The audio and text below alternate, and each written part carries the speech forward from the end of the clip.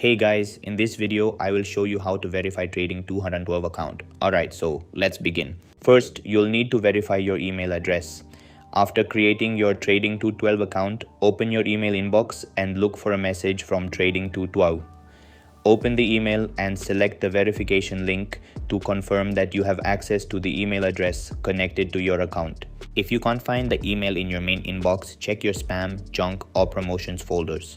Once your email has been confirmed, you can move on to identity verification. Open the Trading 212 app, sign into your account, and follow the verification instructions displayed on your screen. You'll typically be asked to provide an accepted identity document. Depending on your location, this could be a passport, driver's license, or national identity card. Choose a valid document that is current, clearly readable, and contains information that matches your account. After submitting your ID, you may be asked to complete a live facial verification.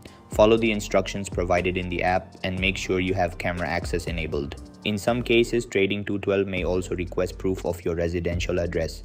Once you've submitted all the required information, the final step is to wait for your application to be reviewed.